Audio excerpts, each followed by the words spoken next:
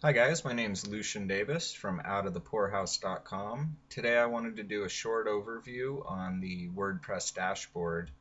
Now I've got my dashboard open here, and this is a brand new site that I've just installed, and I wanted to show you what your dashboard is going to look like when you first install WordPress onto your system.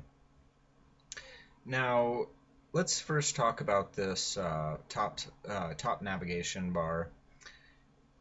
This navigation bar was really designed to give you quick access to some of the options you're going to be using most. Up here in the right hand corner, this will be all of your admin information.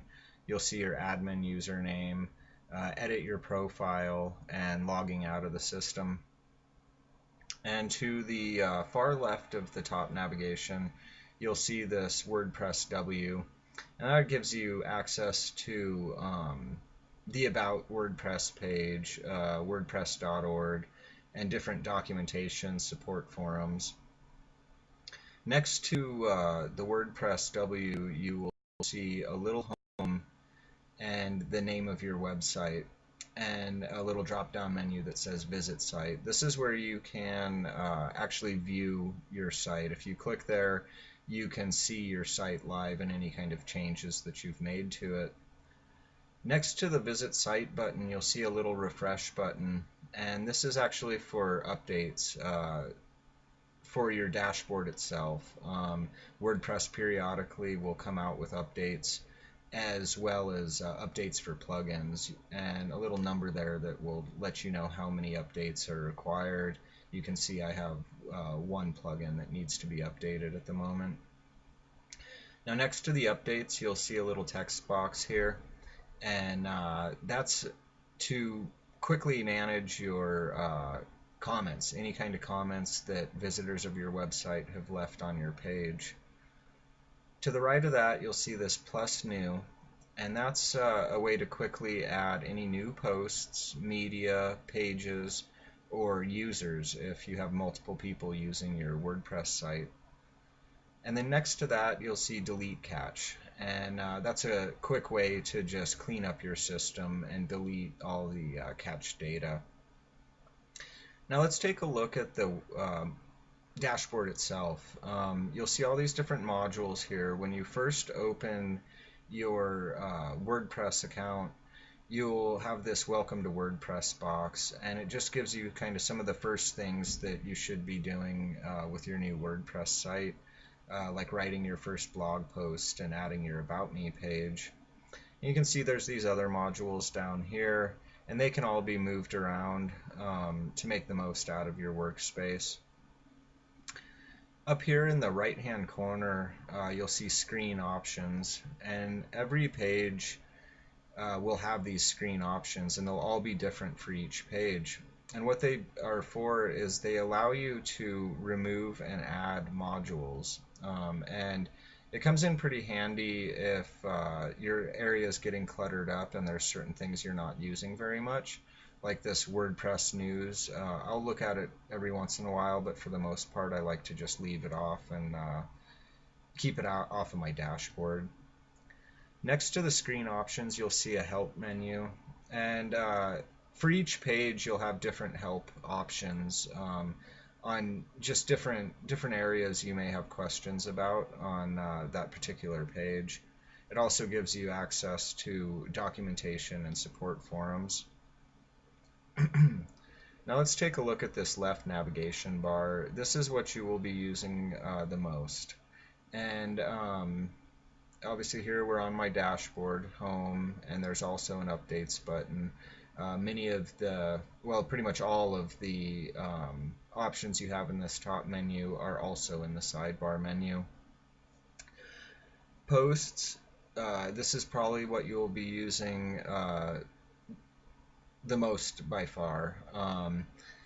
And you'll see this little side menu opens up, and you can view all of your posts, add new posts, add categories. Categories are, if you say you have a website that's about golf and you want to have multiple posts that are about golf clubs, and different kinds of golf clubs, you can name a category named golf clubs and list all of those posts under golf clubs.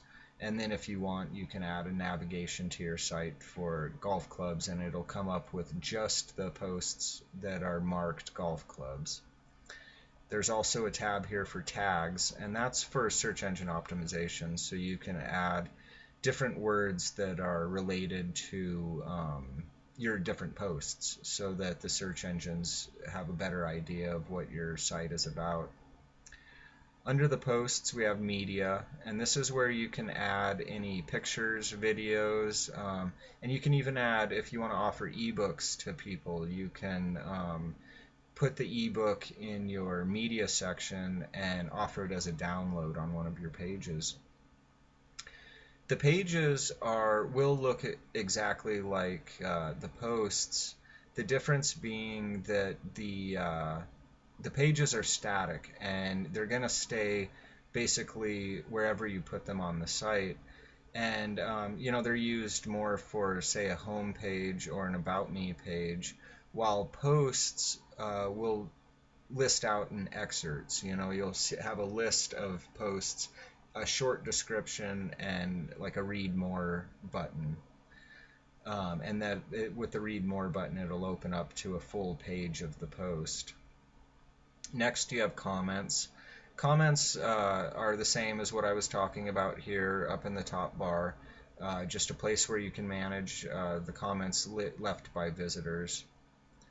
Now, appearance, this is where you can add new themes to your website. All the themes work a little bit differently from each other. There's a ton of free and paid themes. I tend to stick with free themes because they tend to offer just about everything I need as far as building a website, and they look great. The free ones look just as good as the paid ones. The paid ones just give you a lot more options.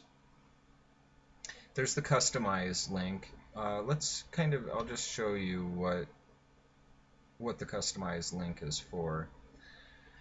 Now when you hit customize, you'll see the actual theme that you've chosen for the website, and then you'll have this left bar here. And most importantly, this is where it lets you change your site title and tagline. And since this theme, it's added a lot of different options to this sidebar here, a lot more options than you usually get in a normal WordPress website. But they tend to still have the background image. Some of them will have the static front page, different color options, and things like that.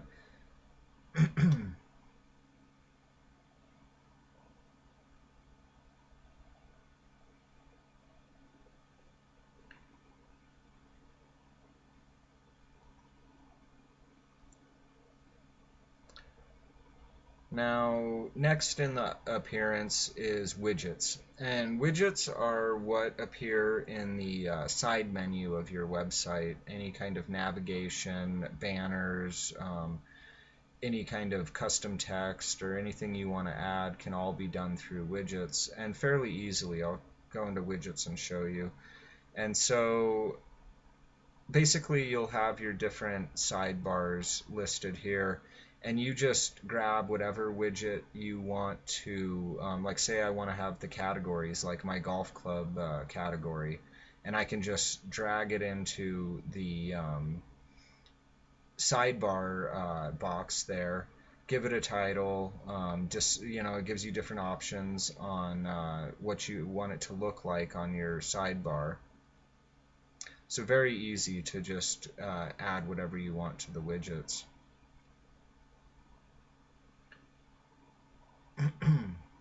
Next, you're going to see menus, and menus works in a similar way.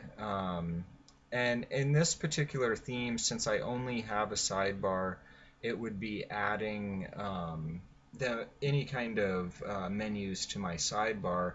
But most sites will have a top sidebar, and that's where you would most likely be using your name or your menu option.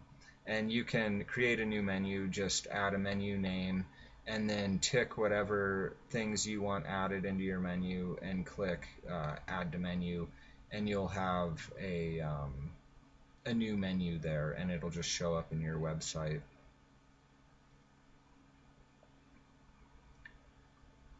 Next is the header.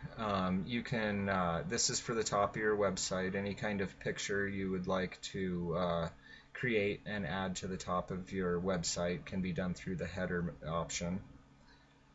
Background, this is where you can add any kind of background image you'd like. And the editor. Editor is more for advanced users. It will, I'll just show you here, take you into a page where all of your coding is. Now this is all the different coded options of the website, and this is really nothing that you really want to mess with if you're not an advanced coder. So let's next look at plugins. So plugins, these add functionality to your website, and there's just about any kind of function that you would like to use in your website is here for you. And you'll probably want to do a little bit of Google searching or different things on, if you run into any issues on, I want my website to do this or do that. If you want social media buttons or anything like that, you can get them here in the plugins. Just click Add New, type in something there, and it'll give you whatever kind of function you're looking for. It'll give you all these different types of plugins that you can install and use. Usually, every plugin is kind of different, but depending on the plugin, you'll usually get a new option on your sidebar, and you can go in and change whatever settings, where you want the plugin to show up or how you want it to function.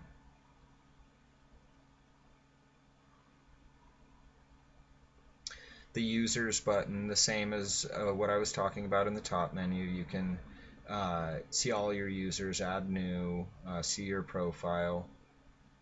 Tools, tools you don't really use too much. The tool, I forget what the tool they even give you in here, but I've never used it. Some of the plugins will actually show up in this tools menu. It's kind of a funny deal when you install a theme or plugins. Sometimes you kind of have to search through this bar and see where they've placed it, because every plugin and theme is different. And then onto your settings. Now these settings, you can change a lot of different things in your website. Like the general, you can change your site title, tagline, the actual URL of the site, email addresses, anything like that. Writing, it's not really anything I mess with too much, but you can add emails and servers and things like that. Reading, this will where you can change, like say your posts, how many excerpts show on the page. Right now I have it set to 10 posts, and also changing your static front page. And this is something that I will be going over in another lesson. But this is where you can actually change to have like a normal home page or having a blog roll down your home page. Discussion is just the different settings that you can set to the comments that people leave on your pages. I like to say like comment author must fill out name and email, and this kind of helps weed out some of the spammers if they have to take that extra step of entering information before they can add a comment. The media will give you different size options on what the default sizes are for your images or videos.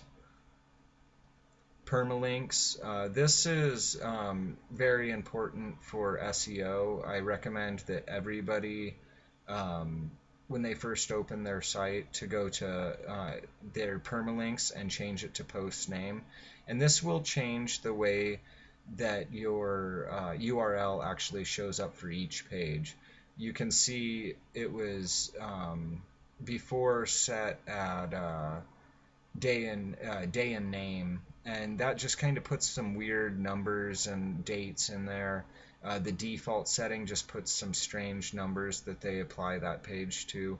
And for the search engines, they don't know what P equals 123 means when it comes to, a post about golf clubs. So if you use your post name, that just gives you one more thing that the search engines are seeing, that, okay, this is about whatever your post is about.